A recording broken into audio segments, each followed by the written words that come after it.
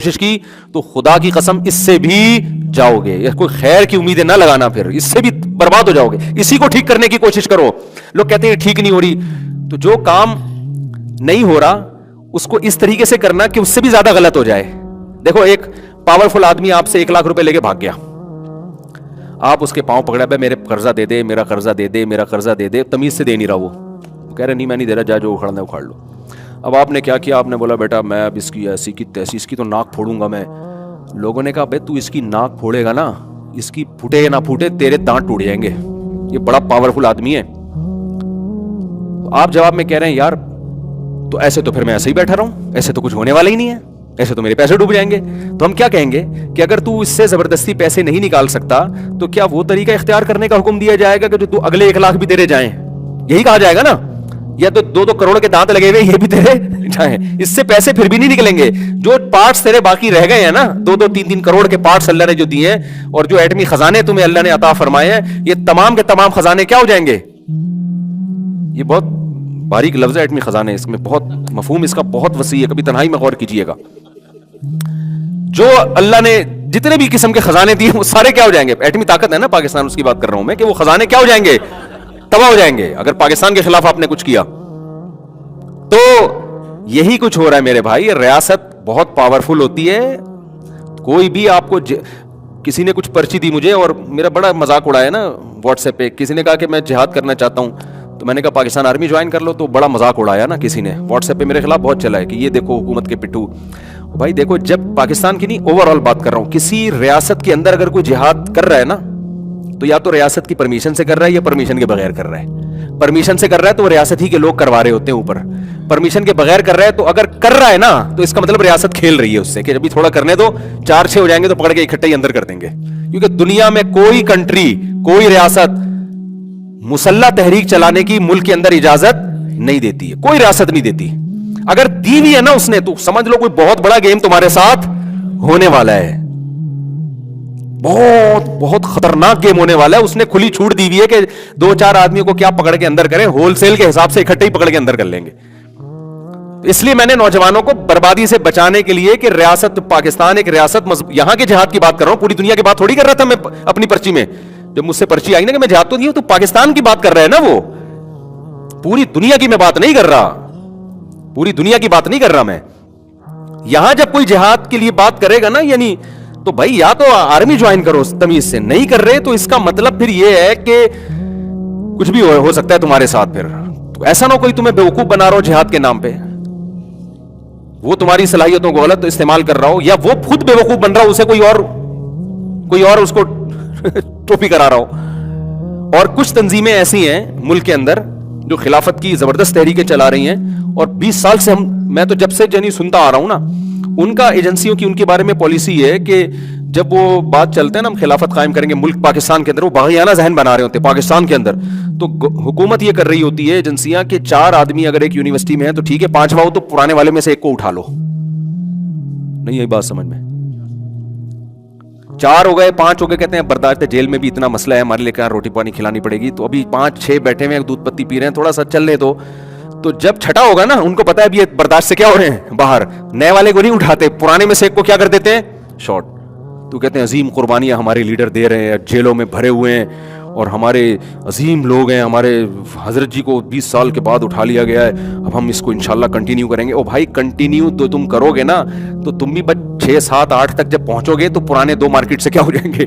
Government بہت powerful ہوتی ہے, تو یا تو سیدھا فوج میں چلے جاؤ, بارڈر کی حفاظت کرو. آپ کہہ سکتے ہو فوج میں بہت 2 نمبر لوگ بھی ہیں, تو آپ 1 نمبر چلے جاؤ, فوج نے کوئی پابندی تھوڑی لگائی ہے. ISSB کا جو بھی امتحان دے گا وہ کلیئر ہو جائے گا. داڑھی والے جائیں گے تو مذہبی رجحان بنے گا, لبرل لوگ جائیں گے تو لبرل آرمی بن جائے گی. وہ تو آپ کے اچھا لوگ کیا کہتے ہیں یہ ہو ہی نہیں سکتا, سلیکشن میں مذہبی لوگوں کو رکھتے ہی نہیں ہے. یہ مشاہدے کے خلاف ہے, یہ مشاہدے کے.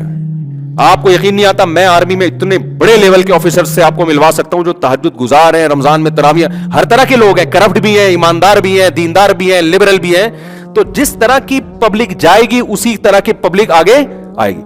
تو یہ آپ کے پاس بہترین راستہ ہے کہ ملک میں اگر آپ چاہتے ہو کہ ہمارا ملک صحیح اسلامی نہج پہ جائے, تو یہ جو قانونی ادارے ہیں ان میں اپنے بچوں کو بھرتی کرنا شروع کرو. آپ بجائے اس کے کہ فوج کے خلاف فوج کو پٹخ کے نئی فوج لے کر آؤ. یہ نہیں ہو سکتا, ناممکن ہے. بہتر نہیں ہے کہ ایک سلیکشن کا طریقہ رکھا ہے نا, تمیز سے آؤ, کہتے ہیں I S S B clear کرو, انٹر ہونا چاہیے, اتنے آپ کی باڈی کا قد, اتنا قد ہونا چاہیے اور وغیرہ وغیرہ, وہ ساری اس پہ آپ پورے اتر جاؤ.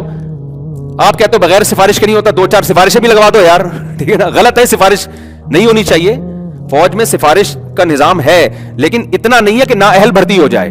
2 اہل ہوں گے نا, تو ان میں جو سفارش والا ہوگا ہو سکتا ہے وہ آگے نکل جائے, لیکن ہوگا وہ اہل. ایسا نہیں ہوتا کہ وہ نظر ہی نہیں آ رہا. ڈرائیونگ لائسنس میں جو مل رہا ہوتا ہے نا, اندھوں کو بھی لائسنس مل رہا ہوتا ہے, وہاں ایسی سفارش چل رہی ہوتی ہے.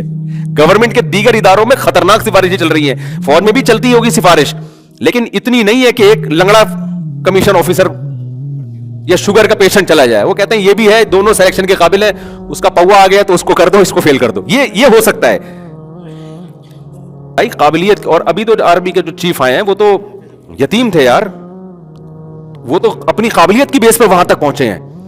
ان کی تو آپ ہسٹری پڑھ لو. تو میں اتنا کوئی اس کے فیور نہیں کر رہا, ساری چیزیں ہو رہی ہوتی ہیں, 1 نمبری بھی ہوتی ہے, 2 نمبری بھی ہوتی ہے, لیکن اس 2 نمبری کو ختم کرنے کا طریقہ یہ ہے کہ تمیز سے پڑھ لکھ کے جو ایک پروسیس ہے اس سے گزر کے آپ فوج میں جاؤ, آپ چیف آف آرمی اسٹاف بننے کی کوشش کرو. اور یہ جو آپ نے نیگیٹیوی پھیلائی ہے کہ یہ ہم بن ہی نہیں سکتے, یہ تو امریکہ کی طرف سے فیصلے ہوتے ہیں, تو ہو سکتا ہے امریکہ کیا اسرائیل کی طرف سے ہوتے ہوں, لیکن یہ تبصرہ آپ کا یہاں بیٹھ کے نہیں سنا جائے گا. آپ ذرا اپر لیول پہ جا کے دیکھو ہو کیا رہا ہے. اس کے بعد پھینکنے والے مارکیٹ میں ہول سیل کے حساب سے موجود ہیں. ابھی مجھ سے ایک صاحب ملے, بڑی زبردست گپ شپ ہو رہی تھی, کہہ رہے ہیں آپ کو پتا ہے بیلجیم میں جنرل باجوہ کی کتنی پراپرٹی اور یہ سب, اب آپ نے دیکھا کھربوں روپے کی پراپرٹی بنا لی. میری نہ باجوہ صاحب سے کوئی رشتہ داری ہے, نہ میرے کو باجوہ صاحب کا کوئی حمایت کا مجھے کوئی پیسے ملتے ہیں. میں نے کہا بھائی بات اصل میں یہ ہے کہ آپ کہہ رہے ہیں 10 کروڑ یا 20 کروڑ کی, ہو سکتا ہے 40 کروڑ کی بنائی ہو. کتنے کی بنائی ہو؟ 40 کروڑ کی.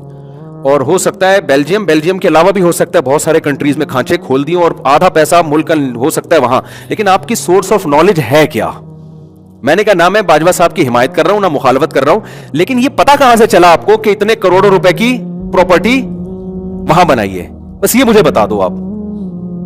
میں نے کہا میں حمایت نہیں کر رہا, ہو سکتا ہے جتنی کرپشن آپ ڈال رہے ہو نا اس سے ڈبل کی ہو, لیکن جب تک میرے بھائی مستند معلومات نہیں ہے نا, لا تقف ما لیس لک بہ علم, قرآن کہہ رہا ہے وداؤٹ دلیل کوئی دعویٰ کرنے کی تمہیں اجازت نہیں ہے, تو چپ رہو. میں حمایت تھوڑی کر رہا ہوں, نہ میں نے حمایت کی نہ مخالفت کی. میں نے کہا مجھے نہیں پتا. وہ کہہ رہے ہیں آپ بتا دیں پھر کیا آپ کے پاس نالج ہے. میں نے کہا نہیں ہے میرے پاس نالج, میرے پاس نالج, میں بھی تو سفر میں بیلجیم تو گیا ہی نہیں, میں مختلف ملکوں میں گیا, بیلجیم نہیں جانا ہوا میرا. تو کیوں نہیں گیا؟ وہ اندھیرے اتنے یار, اتنے لمبی لمبی راتیں, آدمی تھک گیا. میں نے کہا بھائی دن چاہیے ہمیں, سورج چاہیے. اب گرمیوں میں ارادہ ہے دیکھیں, تو ویزا تو ہے نا, اب تو جب مرضی چلے جاؤ. تو ہو سکتا ہے اس سے کیا ڈبل کی ہو, لیکن یہ میں نے کہا میرے بھائی نہ مجھے یہ پتا ہے کہ کرپشن کی ہے, نہ مجھے یہ پتا ہے کہ کرپشن نہیں کی. مجھے نہیں پتا, میں کہہ دوں گا نہیں پتا, میری بخشش ہو جائے گی. اللہ پوچھے گا بتا باجوہ کیسا آدمی تھا, میں کہوں گا اللہ مجھے بالکل بھی پتا نہیں. گوگل پہ کچھ مل رہا تھا, کچھ گالیاں آ رہی تھی, کچھ تعریفیں آ رہی تھی, میرے پاس نہ ٹائم تھا تجزیہ کرنے کا, نہ میرے پاس فرصت تھی.